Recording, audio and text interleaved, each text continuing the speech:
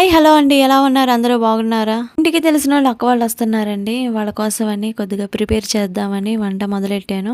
వాళ్ళ కోసమని మటన్ తీసుకొచ్చాడండి మా హస్బెండు. ఈయన ఆ మటన్‌నే దాంట్లోనే కొద్దిగా బొయకులున్నాయి. ఆ బొయకుల్ని రసం పెడదాం అనుకున్నాను. ఈయన దాన్నే ప్రిపేర్ చేస్తున్నాను.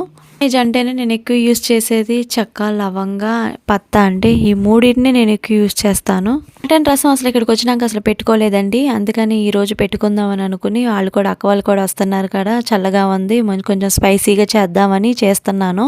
కుక్కర్ వేడైనాక మనకి తగినంత నూనె పోసుకొని నాన్ వెజ్ అంటే కొద్దిగా నూనె ఉండాలి కదండీ! ఆ తర్వాత చెక్క, లవంగా, ఆకు ఏసుకున్నాను కదా! అది కొద్దిగా ఫ్రై అయిన తర్వాత పచ్చిమిరపకాయలేసుకుంటాం. పచ్చిమిరపకాయలు ఒక 5, 6 ఏసుకున్నానండి. ఆటిని ఫ్రై అయిన తర్వాత ఉల్లిపాయలేసుకున్నాను. ఉల్లిపాయ కూడా నేను ఒకటే తీసుకున్నాను. ఉల్లిపాయ కూడా మంచిగా ఫ్రై అవ్వాలండి. ఫ్రై అయిన తర్వాత మనం అల్లం వెల్లుల్లి పేస్ట్ ఏసుకోవడమే దీంట్లో ఇంకా. అల్లం వెల్లుల్లి పేస్ట్ కూడా నాన్ వెజ్‌లో అప్పుడప్పుడు పట్టుకునుంటే ఆ స్మెల్ మంచిగా అనిపిచ్చిద్ది. కూర కూడా మంచిగా టేస్ట్ వచ్చిద్ది కదండీ! మేము అప్పుడప్పుడే పెట్టుకుంటాము. అల్లం వెల్లుల్లి పేస్ట్‌లో నేను పచ్చిమిరపకాయలు కూడా ఏస్తానండి. అందుకని కొద్దిగా గ్రీన్‌గా ఉంది. వాటిని ఏసి ఫ్రై చేసుకుంటమే 2 నిమిషాలు. వెజ్ అంటేనే అల్లం వెల్లుల్లి పేస్ట్ అండి. ఆ స్మెల్ మటికి మంచిగా అనిపిచ్చిద్దండి. నాకు అసలు ఆ స్మెల్ చాలా ఇష్టం. 3, 4 టమాటాలు తీసుకున్నానండి. ఆ టమాటాలు కూడా దాంట్లో ఏసాను. కొద్దిగా ఫ్రై చేసుకోవాలి. కొద్దిగా ఫ్రై అయ్యేదాకా ఉంచుకోవాలి.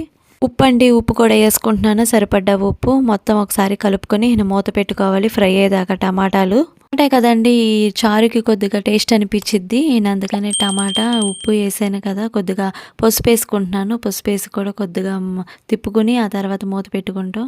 టమాటా కొద్దిగా ఒక 60% మగ్గిన తర్వాత బొయకులు కొన్ని తీసుకున్నానన్నాను కదండీ! ఇయ్యేనండి. ఆ బొయకులు కొన్ని తీసుకొని దాంట్లో ఏసుకుంటున్నాను.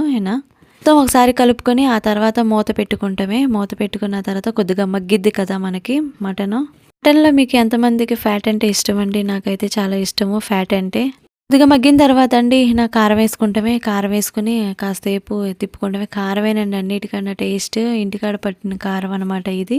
5 నిమిషాలు అలా ఉంచి ఆ తర్వాత మళ్ళీ దాంట్లో కొద్దిగా వాటర్ యాడ్ చేసుకుంటమేనండి. వాటర్ యాడ్ చేసుకొని కుక్కర్ విజిల్ పెట్టుకోవడమే.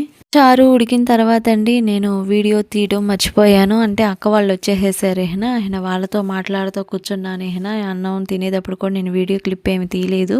వాళ్ళు తిని మట్టికి ఇంటికాడ గుర్తు చేసావు అని అన్నారు నన్ను. చాలా సంతోషం అనిపించింది. వాళ్ళు మంచిగా తింటమే అదే కోరుకున్నాను.